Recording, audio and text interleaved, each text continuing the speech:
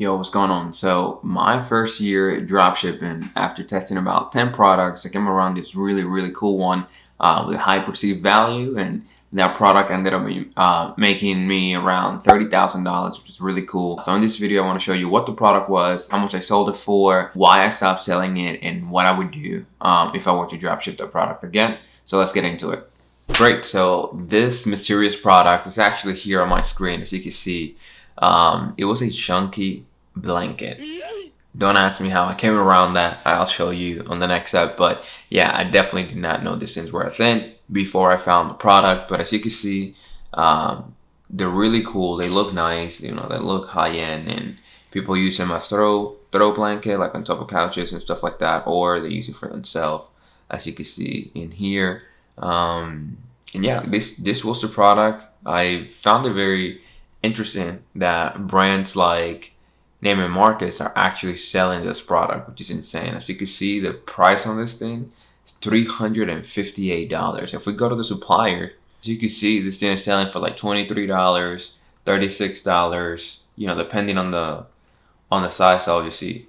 And brands like Neiman Marcus are selling it for $358. That's like, they're making a killing on this thing, and that's essentially what I was doing. So basically back then, the only way that I knew how to do product research was going to the Facebook feed. So in here, you know, I would go to my Facebook, as you can see on my screen, and then I would just scroll through my feed to find ads, right? So like, as you can see on this one, this is one by Crate Room, and they're selling just little crates or whatnot, right? So I would spend, you know, 1 hour, 1.5 hours just scrolling through, hoping to see a, you know, product that was being dropshipped so that I could go onto AliExpress and find the product. So right now I still use this product research method, and I would definitely recommend you use it.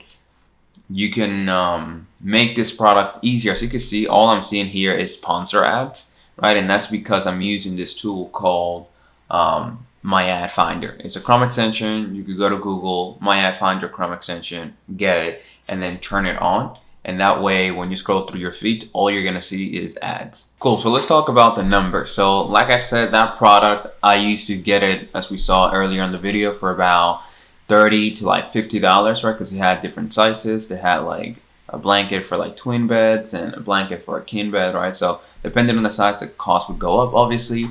And I was selling it on my website for about 2 times what I was getting it for, right? That's how I started it. And, you know, that was great. These are great profit margins. I'm profiting around $30 or so. Well, $30 would be like break even, you know, with the product. But anyways, as soon as I started selling it, I saw that people were taking on. The product was taking off, and I started increasing the price. And at the highest, I ended up selling the product for 3 times what I was getting it for. So a blanket that I would get for $50, I actually ended up selling it for over 3 times, which was I think it was like $180, the max that I was selling it for. So my margins on these things were insane. So I want to show you my screen real quick, so you can see like what the ads manager looked like. Unfortunately, Facebook banned me, right? Since then, this was back in 2017.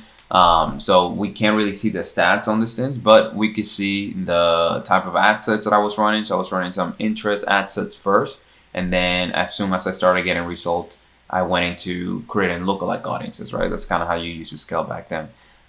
So yeah, I had a whole bunch of stuff in here, but before they banned me, I was actually able to take a screenshot of it. And as you can see in here, you know, I spent $4 grand. I can't remember the time period for this, but spent $4 grand, 267 purchases. My ROAS, the average was 6.7, which is insane, right? I'm getting some ads in here with 9 ROAS, another one with a 10.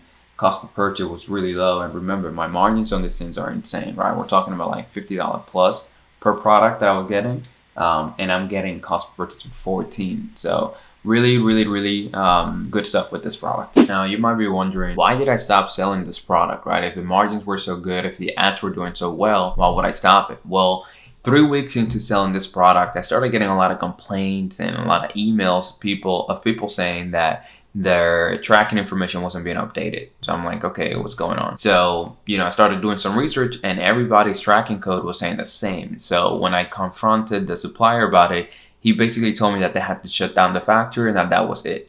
Now, mind you, I have already ordered maybe like 200 of these blankets already, right? So now I know that I'm being scammed, and I actually lost around $6,000 because of all the refunds and chargebacks and all of that stuff. So that's actually why I stopped. Now, if I were to do it again, here's how I would do it. I would make sure that I have a legit supplier, because that was like the worst thing, right? The product was there, I had the ads going, the website conversion rate was like 5%, which is really high, right? So everything was super tight, but my supply chain was trash. So what I would do is I would go to Alibaba instead. So as you can see here on my screen, I'm in Alibaba, which is like where you have basically like wholesalers, right? So these are factories that sell these things to the masses or in big quantities. So they're usually more established than a AliExpress supplier. So I would go in here, I would type in the name of the product, and then I would look for a supplier. So you can see in here, verify for 13 years. Let me see what else. Seeing supplier, really good reviews, all that stuff. So I would look for guys like that to ensure that my supply chain is intact. And then outside of doing this, what I would do is I would actually contact them, right? So I actually started doing that already just to try it out. And as you can see, I have a few quotes for some people. Like this guy was sending me pictures of the packaging, which is great. You want to know like how your customers are getting it. So they're gonna get it on distance, and he was sending me the sheets of the colors and all the other stuff. So basically, if I were to dropship this thing again, I would just make sure that I have a legit supplier, that I establish a relationship with them first, that I get pictures of the products, the packaging, that I know my prices, and maybe some videos or some pictures of the behind the scenes, so I could even use that on ads. But yeah, that's essentially what I would do. And another thing that I would do, if anything, would be to like order around 20 or 30 of these products, ship them out to the US, and then start selling it and ship it out to my customers myself. That way I can establish great customer service, because the delivery time would be super fast. I'll get reviews, I'll get people to use the blanket and send me videos with them and stuff, so that I could pump up the ads. So that's what I would do differently. And there you go. Blankets were the product that actually made me realize that dropshipping was something that was real, that I can make all this money online, and ever since I haven't stopped. So if you found a winner and you've already crushed it with it and you don't mind sharing it, then please comment on the comments below. What was your first winner? Otherwise, go ahead, test some products so that you can crush it, so that you can make a killing just like this. I'll see you in the next video.